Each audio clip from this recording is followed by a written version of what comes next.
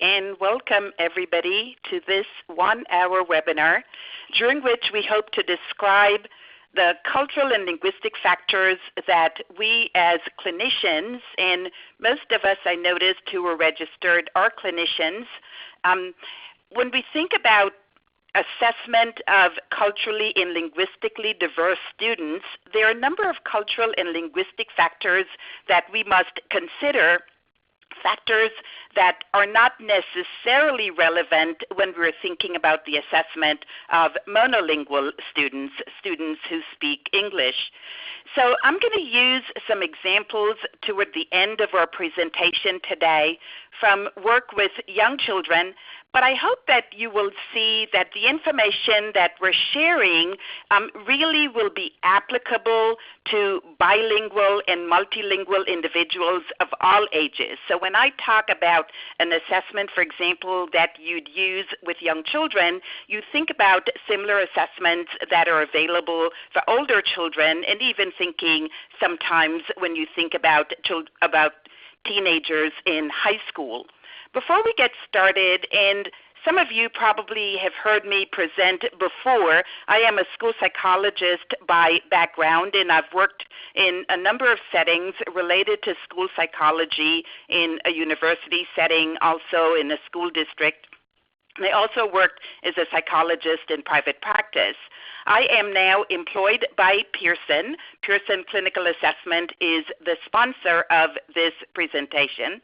And so any assessments that I refer to during the presentation will be assessments that are published by Pearson Clinical Assessment. Again, I'm referencing those assessments, but you could think about pretty much any other similar assessment when you think about the concepts on which we're focusing today. So what do we hope to accomplish? Well, I'm going to talk first about characteristics of culturally and linguistically diverse students. And then I'm going to talk about the importance, why we would assess cognitive abilities in the first place, and then becoming more specific to thinking about factors that we would want to consider when we are assessing cognitive abilities of culturally and linguistically diverse students. So you may ask, why are we referring to culturally and linguistically diverse students? Well, we're using that terminology because the U.S. Department of Education uses that term, uses the term culturally and linguistically diverse to describe those students who come from homes and communities where English is not the primary language of communication. So these students may speak a variety of languages. They might come from diverse social, cultural, and economic backgrounds. These are the students who are sometimes referred to as ESL, English as a second language, also as ELL, English language learners. The term culturally and linguistically diverse really is used to recognize that the needs of these students are broader than simply learning English. But even though that's the term used by the U.S. Department of Education, it's important to point out that not everybody agrees. Some believe that we should refer to these students as linguistically and culturally diverse to pay more attention to the language component when you think about the needs of these students. Regardless of the terminology, and I will use different terms interchangeably as we're working through this presentation today, think about these students as students who come from homes and communities where English is not the primary language of communication. So who are these students? Who are these CLD students? Who are these ELL students? These are typically students who in our schools are in language assistance programs. And the purpose of those language assistance programs is really to help them to attain English proficiency or proficiency in the English language. But one of the things that we want to think about when we think about English language learners or culturally and linguistically diverse learners is that while they are in the process of attaining proficiency in English, we're also expecting them to master the academic content. We expect them to master the same achievement content as all students in those same classes are expected to meet. Now, in 2014-2015, approximately 4.5 million students in U.S. schools were identified as English language learners, and that number represented approximately 9% of all students enrolled in U.S. schools. If you look at this map of the United States here and you look at the darkest blue, you could see that the percentage of ELL students was above 10% over here in the District of Columbia and also in about 7 states, most of the states being on the West Coast. So you're thinking about California, 22%, Texas, 15%, New Mexico, approximately 15%, Nevada 17%. So when you think about the percentage of ELL students, it's really going to depend on where you're located, pretty much the largest percentages being in the western part of the country. And if we wanted to break that down or unpack that percentage just a little bit further, what we find is that when you think about the language spoken in the home and in the community, Spanish is the home language of about 3/4 of all ELL students when we look at data from school year 2014-2015. Now, this percentage is followed by Arabic, Chinese, and Vietnamese. Those were the next most common home languages. So when you think about the fact that you have a large number of students who are learning English and who at the same time are working to master the content, it will come as no surprise that some of those students, in order to meet the academic demands, will need direct specialized instruction. So when you think about the approximately 4.5 million ELL students, about 665,000 of those are also students with disabilities, and that equates to about 14% of ELL students. So about 14% of ELL students are also ELL students with disabilities. Now, here's what I want us to think about for purposes of our presentation today. The assessment, how we determine, how we identify ELL students as students with disabilities, as we all know, will require the completion of a comprehensive psychoeducational evaluation. But the assessment of students with cultural and linguistic differences really has become a major issue when we think about special education. ELL students are disproportionately represented in special education, which means that as clinicians and as researchers involved in assessment, we must take some time to examine the assessment process. So some of you are probably much more familiar with this field than I am. I'm hoping that even if you bring a wealth of knowledge to this field, you will be able to take away maybe one thing or think about something in a different light, something with which you're familiar. But one of the things that I want to do here is to try to examine that assessment process, especially as it relates to cognitive assessment. So the next topic that I want to cover is, why do we assess cognitive abilities in the first place? Why is that important? Well, if you think about that for a minute, maybe a number of different responses would come to mind. But I want us to think about this in the context of the environment in which individuals function. And for purposes of our presentation, we're thinking about culturally and linguistically diverse students in U.S. schools.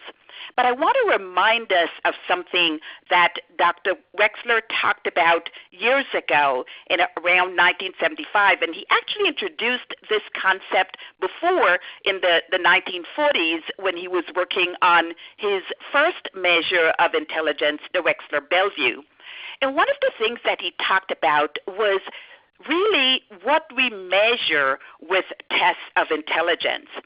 And he began by talking about what we do not measure with tests of intelligence. And what he says is we don't measure verbal comprehension. We don't measure abstract reasoning. We don't measure processing speed.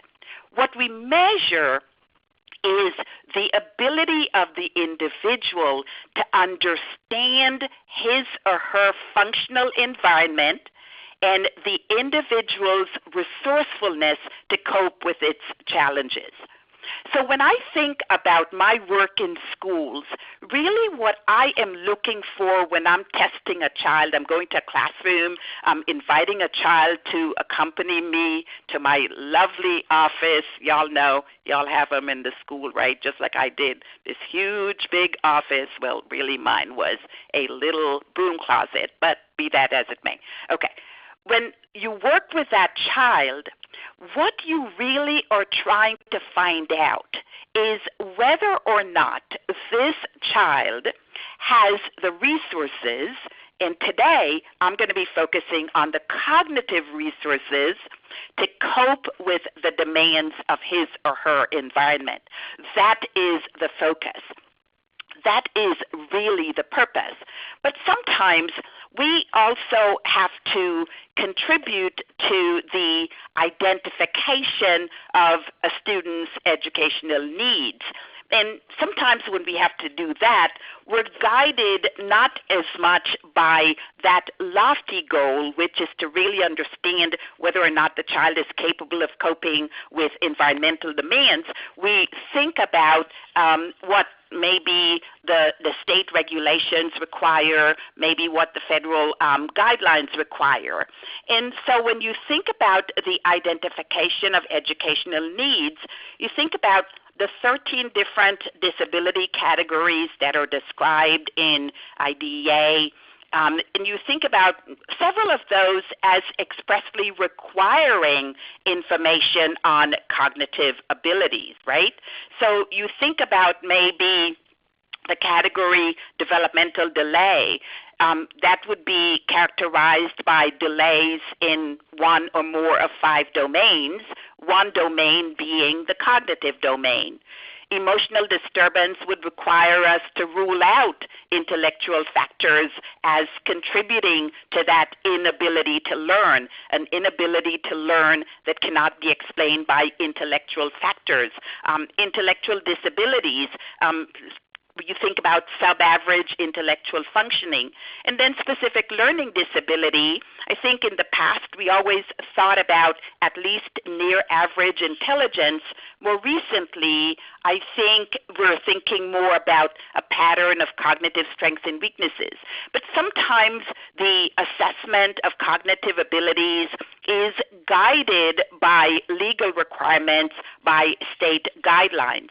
But I want us to think about the importance of cognitive abilities in the school as the functional environment, especially as they relate to learning, especially as they relate to the acquisition of information. And when you think about learning related to cognitive abilities, I'd like us to think about the fact that assessing cognitive abilities will help us to understand why a child might be struggling to learn the information that we're presenting in the classroom. And the way that that might manifest would be in terms of maybe performance on a spelling test, performance on other classroom tests. Certainly when you're thinking about being able to write, to draw, to speak, to indicate that you've learned the information presented. That process begins with the input phase, taking in information from the environment. And if you determine that the information that you're receiving is information that is already known, what you'll do is you'll go to your little storage center over here, your knowledge bank, and you will retrieve that information, and then maybe you use that information with which to think and reason. But sometimes you realize that the information that's coming in is novel information, and so what you need to do then is to make sure that that information actually gets into your knowledge bank. That will go through your short-term store, here, that working memory piece. You pay attention to it. You hold it in your short-term memory. You process the information with relative speed, and then ultimately what you'd like to happen is for that information to be consolidated into long-term stores so that the next time that information is presented, that information is now known and you can retrieve the information from your knowledge bank. So when you think about the knowledge bank, think about the academic performance and think about how that knowledge bank affects the input, how that the learned information is used for processing, and how, when you're processing information, that information gets into the knowledge bank.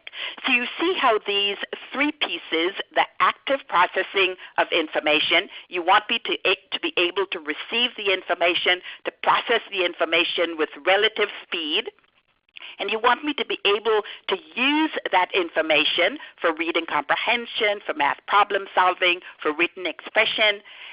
The learned information and the knowledge bank and the cognitive skill efficiency really work in tandem. And you'll see that when we take a look at the different cognitive abilities, especially the cognitive abilities that require that learned information. So maybe the question that you might ask is, well, how do we assess cognitive abilities? Well, most of us on the call are clinicians, so we have an idea about how we assess cognitive abilities. I think there was this one short story years ago where somebody said you can ask a person one question, and based on the answer, you could have a good idea of that person's level of thinking, reasoning, and problem solving. I think as clinicians, we probably go a little beyond asking one question, but if you think about some of the types of tasks that are the better predictors of thinking and reasoning, certainly many of those tasks involve learned information. But how do we assess cognitive abilities? I think the short answer is we administer a standardized test. And I want to take just a few minutes to think a little bit about a standardized test, because I want that information to establish for me the foundation that will take me to the assessment of cognitive abilities for culturally and linguistically diverse students. So when you think about a standardized test, you think about what we're looking for is some test that will provide accurate information that will allow us to describe an individual's abilities, an individual's strengths, weaknesses, and we want to be able to describe those abilities, those strengths, those similarities, those differences relative to a different group, and sometimes relative to the individual, him or herself. So when you want to determine how a student is performing on a given ability or skill, the first step is to find out how my peers are doing. So when you think about how your peers are doing, what we do, and test publishers do this all the time, what we do is we take the test content, we administer it to peers, and we determine how those peers are performing on whatever the construct of interest would be. So if you think in our example here of cognitive abilities, we administer some measure of cognitive abilities that will provide information about about the performance of those peers on the construct cognitive abilities.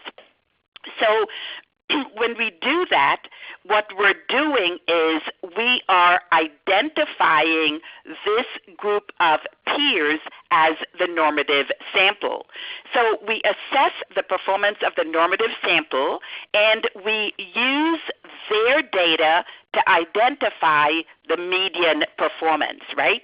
The median performance being that score above which 50% of the individuals performed and below which 50% of the individuals performed. And then we decide that that is going to be what we call the national norm. And theoretically, if the test was constructed properly, the average student in the nation would score at the national norm, right in the middle of that distribution. So once the norm has been determined, and that is the important piece, all other scores, so the scores of any other child we test, will be described in reference to that norm. What we have to do as clinicians is make sure, in order to make sure that we're going to get meaningful results, we have to make sure that we administer the exact same test in the exact same way that it was administered during standardization. And if we do, we can describe the individual's performance relative to the norm, and we can also describe the individual's performance relative to his own performance. So once you've collected the data, you can identify relative strengths and weaknesses relative to other peers, the normative strengths and weaknesses, or the inter-individual comparisons. And we can also identify strengths and weaknesses relative to one's own abilities, the intra-individual comparisons. But here is the assumption that we make. When we compare the performance of an individual to a set of norms, and we're doing so to gain some measure of the individual's relative standing, right? The assumption that we make is that the students we are testing are similar to the students on whom the test was standardized. Now, Salvia and Eiseldike years ago in the early 1990s talked about what we're doing effectively. We are assuming that the acculturation and linguistic history of the students we are testing is comparable to the students who made up the normative sample. But what if a child's general background experiences differ from the experiences of the children on whom the test was standardized? Salvia and Eiseldike continue to say that when a child's general background experiences differ, it may be inappropriate to use the norms of that test as an index for evaluating that child's current performance or for predicting the child's future performance. Now, that is what I want us to keep in mind when we think about the assessment of cognitive abilities of culturally and linguistically diverse students.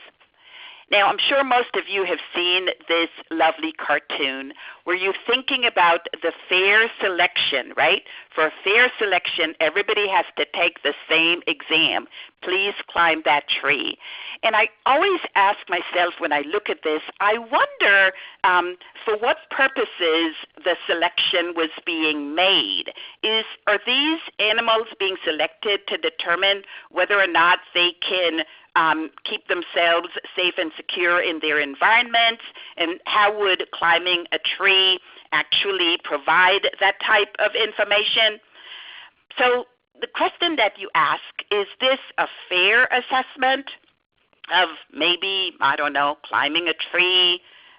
Will the elephant maybe require extra time? Would the fish need modifications to complete the task? So again, when you think about the sample, the norm, are the characteristics of the student with whom we're working consistent with the characteristics of the individuals in the normative sample? And that takes us, I think, to the factors that we should consider when we are assessing the cognitive abilities of culturally and linguistically diverse students. So I want to put this in a little bit of context for us and look at some of the information that the Individuals with Disabilities Education Improvement Act provided for us in 2004. In 2004, IDEA modified to some extent the provision pertaining to native language assessment and preferred mode of communication. I think in 2006, when they released the final regulations, they certainly continued to support appropriate service delivery to culturally and linguistically diverse students. So the assessment and the evaluation should be non-discriminatory when you think about race and culture, also should be administered in the child's native language or other mode of communication. But in addition to the final regulations, here is that assessment and the assessment should be administered in the form most likely to yield accurate information about what the child knows and can do academically, developmentally, and functionally, unless, of course, it's clearly not feasible to do so. So when you think about what that provision, the addition of the form component, allows for clinicians, is really, you think, for culturally and linguistically diverse students, the form in which the evaluation procedures are administered certainly can vary and will vary. But we still need to make sure that we're using assessments that will produce data that are valid and reliable, so making sure that we administer the assessments according to the way that they were designed to be administered in accordance with the instructions provided by the producer of the assessments. And then one other provision I think that is really important is that the assessments should be administered by trained and knowledgeable personnel. And I'm sure I don't need to remind you, when we think about trained and knowledgeable personnel as relates to culturally and linguistically diverse learners, you certainly think about, especially in this country, the shortage of personnel qualified to assess culturally and linguistically diverse students. In terms of the assessments, valid and reliable assessments, we also think about the fact that most of the available assessment tools are not appropriate in every circumstance. So I want us to think for a second about maybe some of the factors that we need to consider when we are assessing cognitive abilities of a culturally and linguistically diverse student. We want to make sure that the resulting data will provide an accurate estimate of the individual's abilities to think, to reason, to engage in complex mental processing, if you will, to function effectively in his or her school environment. And the main threats to test score validity as it relates to culturally and linguistically diverse students really is the knowledge that tends to be culture specific. So you think about acculturative knowledge acquisition, but we also think about developmental language proficiency. When I showed you that shot about the knowledge bank and the higher thinking and the active processing, certainly you're thinking about the importance of the knowledge bank. I need to go there to find the information that I need to think and reason. And then also I need to be able to add, as I grow, I need to be adding information to my knowledge bank.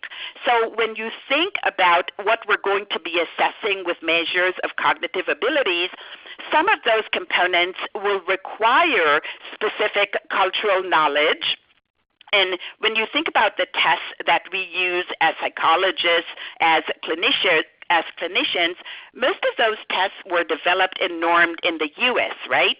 So when you think about the fact that they will require specific knowledge of mainstream U.S. culture, maybe specific experiences with mainstream U.S. culture, you're thinking about the reality that the level of experience in U.S. schools and with U.S. educational culture will impact performance on those types of tasks.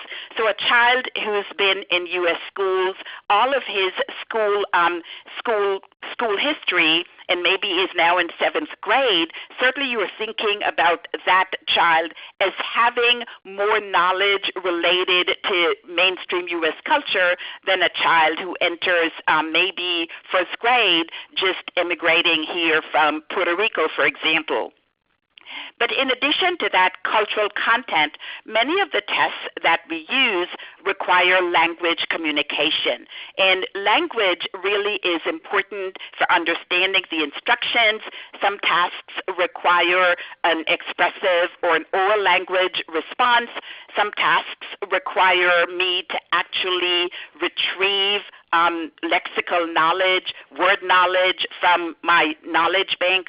So when you think about language proficiency, the extent to which I have been exposed as a student to customs concerning verbal communication, by being exposed maybe in U.S. schools, again, performance will depend on my level of language proficiency. So if you think about the types of cognitive abilities that our tests typically assess, you're thinking about maybe fluid reasoning. And the one I think that probably, and when you think about the different tests that are available to us, they really vary significantly with respect to the degree that they're culturally loaded as well as the degree of language that would be required. I think the types of tasks that assess crystallized intelligence, GC in Cattell-Horn-Carroll theory, really are the ones that really measure information that we acquire through exposure to mainstream U.S. culture. Also thinking about the vocabulary that we acquire maybe in school.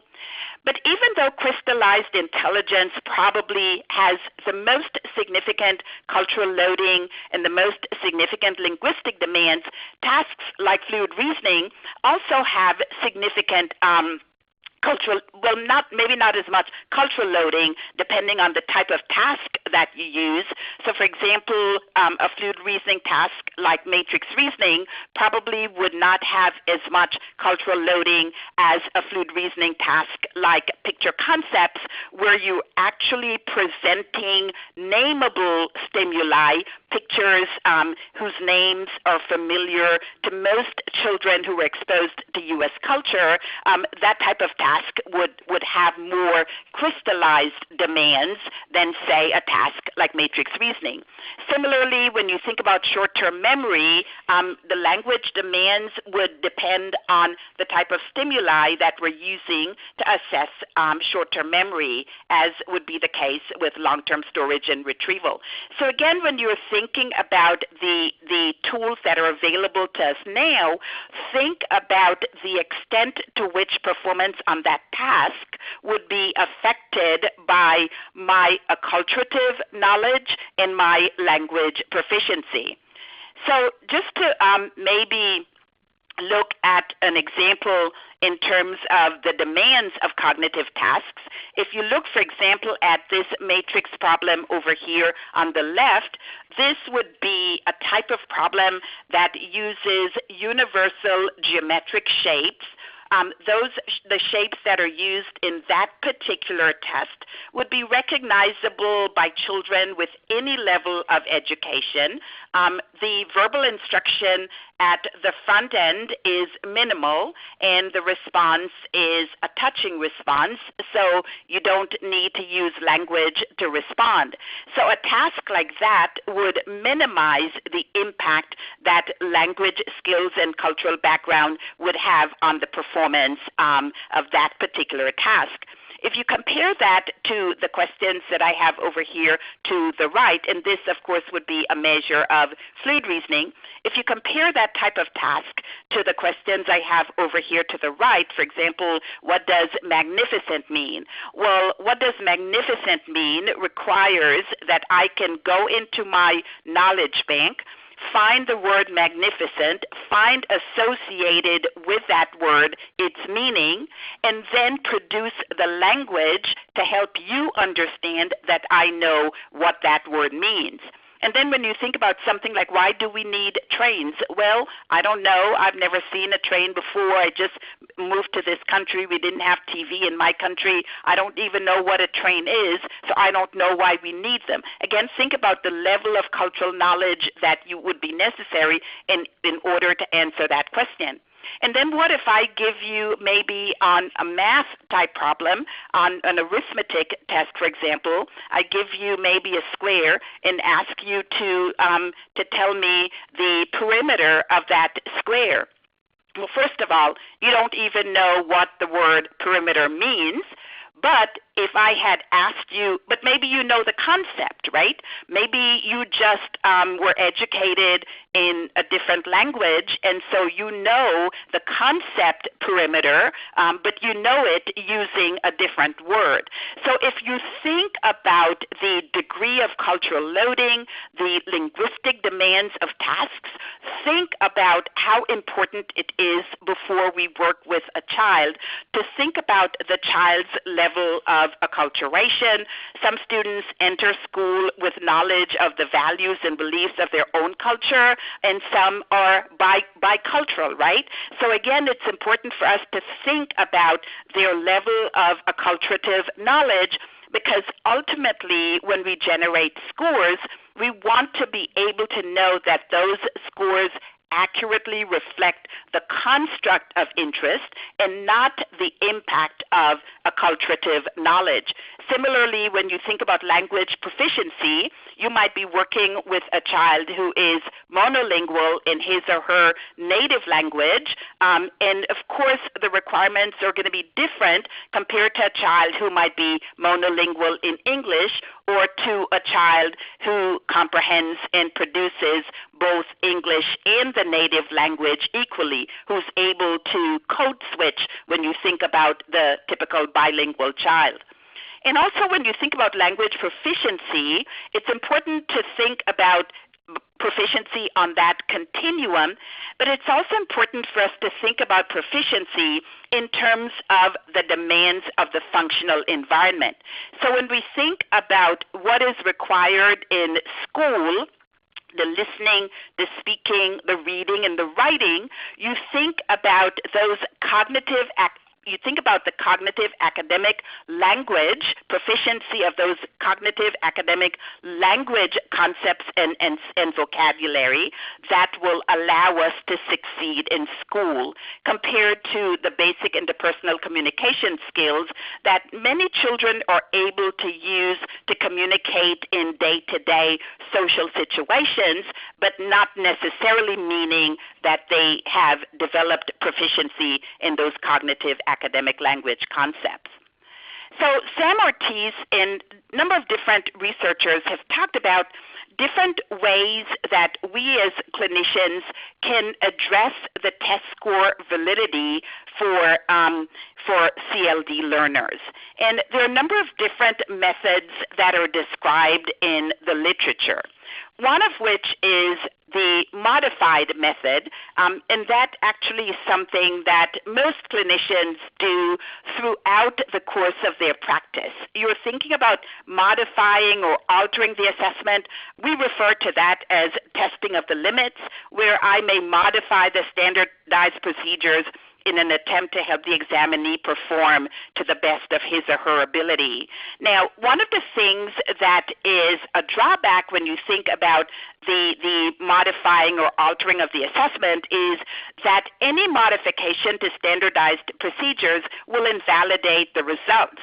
But it's really important to keep in mind that even though the results would be invalidated, modifying really can provide important information that will help us to understand the conditions under which the child would be able to perform optimally. So I know you weren't able to perform given the standardized procedures, and I've documented that information, and I'll use that information to generate my standardized score. However, I also would like to be able to make some recommendations for intervention, and extending or modifying or testing the limits would help me to understand the conditions under which you would be able to perform. And then, of course, there are the nonverbal methods. Those are considered to be language-reduced assessments. And again, when you keep in mind these language-reduced assessments, even though we say they're nonverbal, that doesn't, of course, mean that there is no language involved, right? We still expect the student to be able to understand language so that he or she understands the instructions for the task, and acculturation and language proficiency could still impact performance. And then, of course, you think about the dominant language evaluation, evaluating cognitive abilities in the child's native language. And this typically involves a bilingual psychologist working with a child who is bilingual because we've determined that the examinee is more proficient in the native language than in English. And this, the dominant language evaluation in L2, would be the English language assessment. And this typically would be either a bilingual psychologist or monolingual psychologist would be assessing the child, because we determined either that the examinee is more proficient in English than in the native language, or sometimes the school psychologist may have determined that this is the form that is most likely to yield accurate information. So one of the things that I want to keep in mind, and I made a little shift here, those of you who have the handouts, I moved around the slide a little bit. So I want to summarize these methods, and all of this information I'm taking from Flanagan, Ortiz, Alfonso, Essentials of Cross-Battery Assessment. Dr. Ortiz also describes it in a number of other textbooks, I think the Essentials of SLD Assessment, for example. But when you think about these different methods, I want you to think about the impact of modifying or altering when you think about modifying or altering the task. And certainly that still means that you're measuring the full range of ability constructs. Doesn't require a bilingual examiner. We talked about the shortage of qualified personnel. It doesn't require a bilingual examiner, but it doesn't adhere to the test standardized protocol, and there really is not much research on the performance of bilingual students. None of these methods actually would use a norm sample that is representative of bilingual development. However, the English language assessment does tend to have a substantial research base on the performance of ELL students when you look at the constructs of interest. So when you look at all of these, you could see some of the advantages, some of the disadvantages. Reduced language testing, which is the nonverbal testing, doesn't require a bilingual examiner, adheres to the test standardized protocol, but what that one does is it removes all of the tasks related to crystallized intelligence. So you want to keep that in mind when you're choosing a method based on the referral concern. And then, of course, native language assessment, you're measuring the full range of ability constructs, and it does adhere to the test standardized protocol. This is the only one that does require a bilingual examiner. And the other thing that you want to consider also with the native language assessment is the availability of assessments. I can't tell you how many times we've talked about maybe an assessment that is available in Spanish, and when I worked in a school district in North Carolina, we had a large population of students who spoke Hmong, and we could never access a tool that would allow us to assess functioning in the native language. So again, we have to think about the availability of tools in that language. When you look at the assessment in English, notice that you're measuring the full range of ability constructs, doesn't require a bilingual examiner, does adhere to the test standardized protocol, and there is also a substantial research base on the performance of bilingual students. Now, do you need to measure the full range of ability constructs? I think in school psychology, one of the things that I always said is, well, it depends, right? It depends on the referral concern. But one of the reasons that we like to measure the full range of ability constructs is because if we look at these correlations here between, say, the WPPSI-IV, the Wechsler Preschool and Primary Scale of Intelligence, and the Wechsler Individual Achievement Test, you'll notice that the highest correlations are between the General Ability Index from the WPPSI and the Wyatt-3 Total Achievement. The next highest is the full scale IQ, and then look at the third highest. The third highest is verbal comprehension. Verbal comprehension is a really solid predictor of how children will perform in school environments, and so having information on crystallized intelligence really is going to be helpful. That does not mean that we couldn't use a language-reduced assessment, first based on the characteristics of the learner and also based on the referral concerns. So, for example, a language-reduced assessment like the Ravens 2, for example, where we have different data on the performance of English language learners, and you notice that their average score is very similar to the average score of a matched control group, indicating that that would be a tool that would provide information about ELL learners that would be valid, that would accurately describe their abilities given this language-reduced demand. So you'd have information on fluid reasoning and on other cognitive abilities, not as much on crystallized intelligence. So one of the things that I want to do before I go to some actual data here is to think about the different tests that we use and to think about them in the context of Dr. Ortiz's, what he calls a culture language test classification matrix. So when we think about tests in terms of the degree of linguistic demand, in terms of the degree of cultural loading, think about the pattern of performance that you would expect for students from diverse cultural and linguistic backgrounds.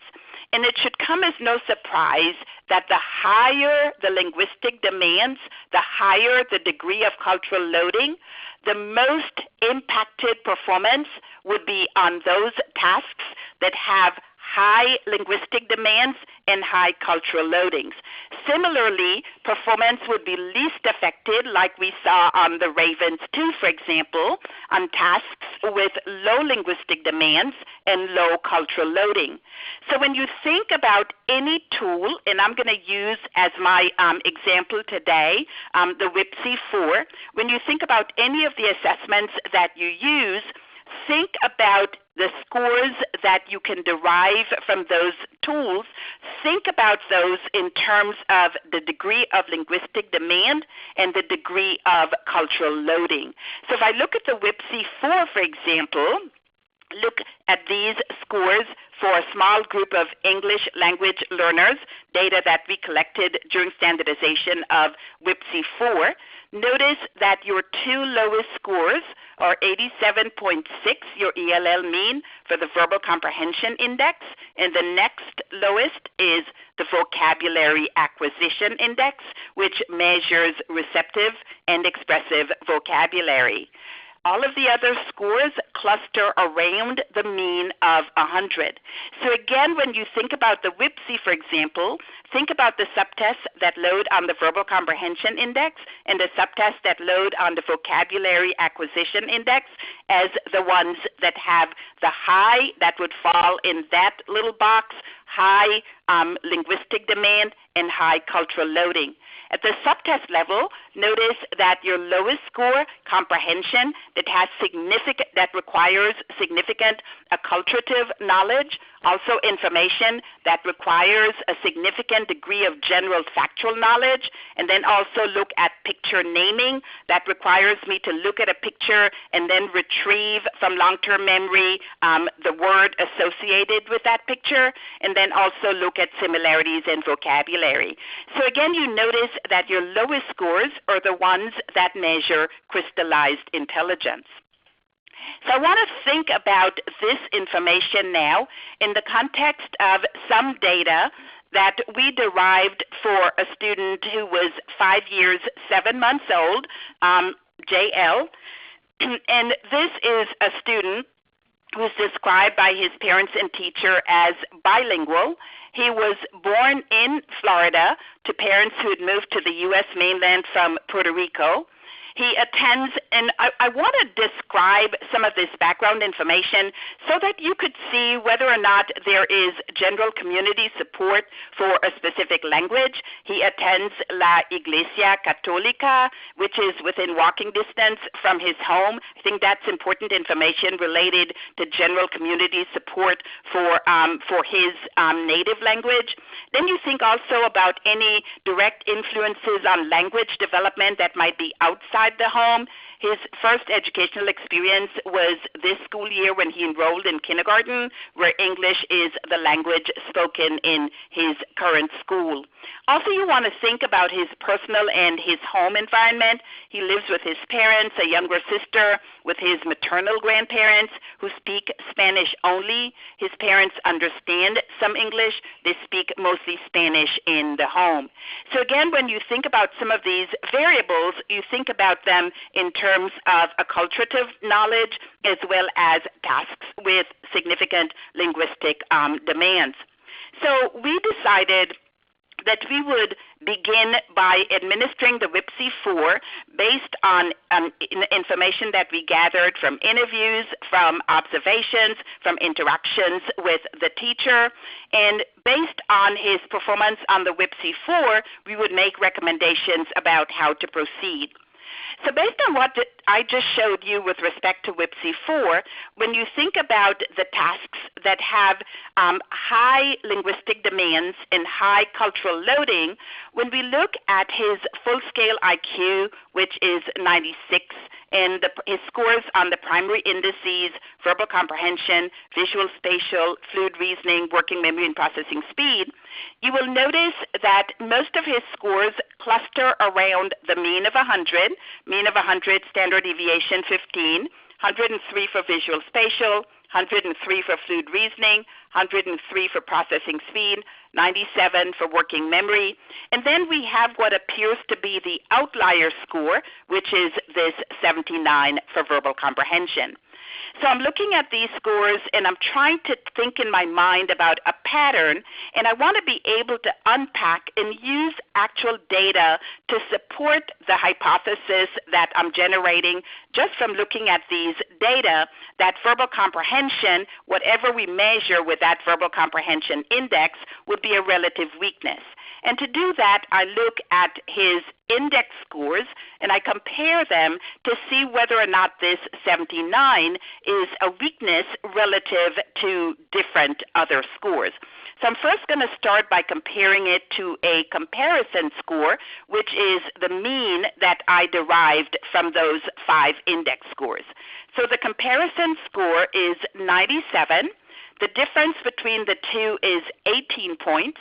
That difference score exceeds the critical value, indicating that the difference is significant statistically. The VCI score is lower, indicating that that is a weakness relative to that comparison score. So I've established statistically significant difference. Now I need to figure out if that difference is clinically significant. Is it something that will inform my recommendations? And certainly it is.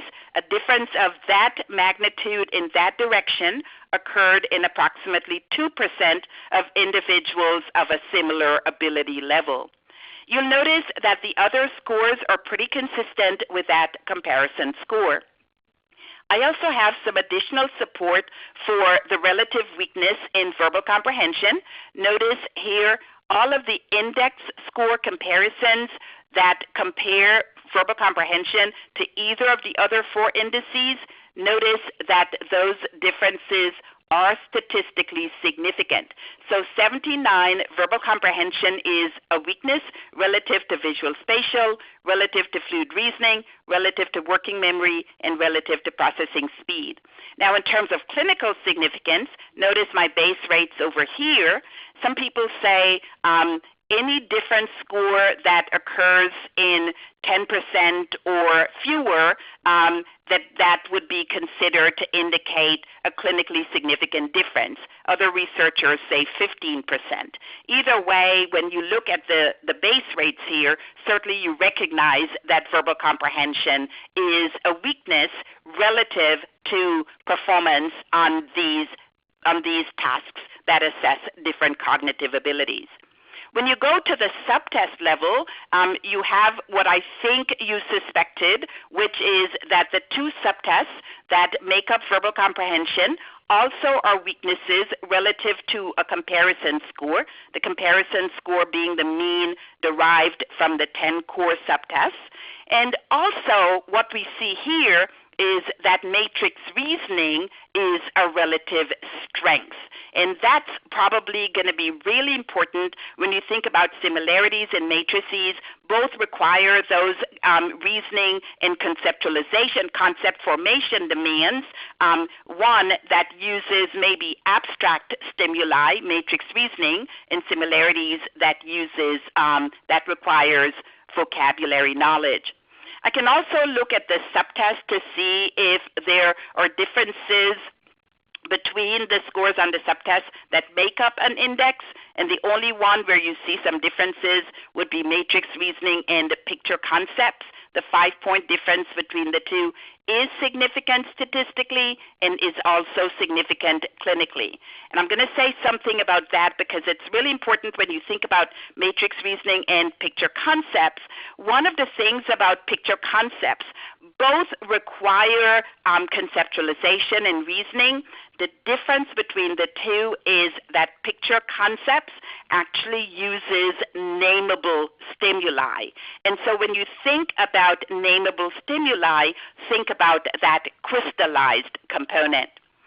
So in order to understand just a little better, you can look at a number of ancillary indices, but the 2 that really make sense when I think about the constellation of the data here are these 2: vocabulary acquisition. I want to see if it's really maybe related to the vocabulary demands, the general factual knowledge demands, the acculturative knowledge demands.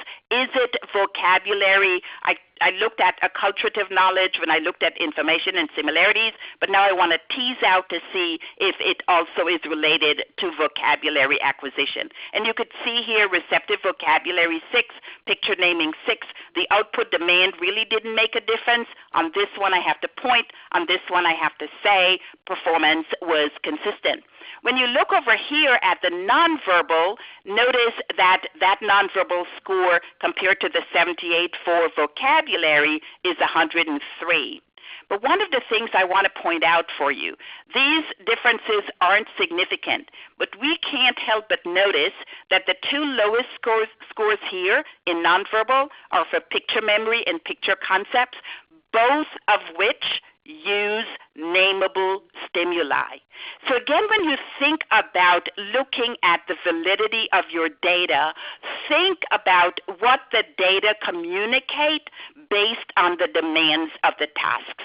On tasks that have significant cultural loading and significant linguistic demands, you notice his scores were lower, and his performance on these tasks that are primarily nonverbal but that use nameable stimuli are slightly lower than his performance on other tasks. So what we find is that certainly verbal skills emerged as one of his weakest areas of performance. So you want to make sure that we think about how to support vocabulary development, how we can strengthen his verbal skills. And we might want to also use native language assessments to assess his knowledge of his environment, his ability to verbalize meaningful concepts, his ability to reason with language-based information. So just to conclude here, when we are assessing cognitive abilities of culturally and linguistically diverse students, it's going to be important to choose the method that will provide accurate information to address the referral concerns. A modified method will help us to make recommendations because it will tell us about the conditions that would yield optimal performance, even though we know that we can't use that when we're using standardized scores. Nonverbal methods certainly will help us to understand the child's ability to think and reason, will not tell us about the level of acquired knowledge, and then also think about the conditions under which you would assess in the native language versus when you would assess in English. So if you have any questions, if you would send them to me, my email address is here, and I know there are a number of questions that came through, and we'll take a look at those and then respond to you via email. But as you are exiting, I want to thank you for joining us today. I hope that you found the information useful. If you would put any questions that you have in that exit survey, we would be most appreciative. Thanks, everybody. I hope you enjoy the rest of your day.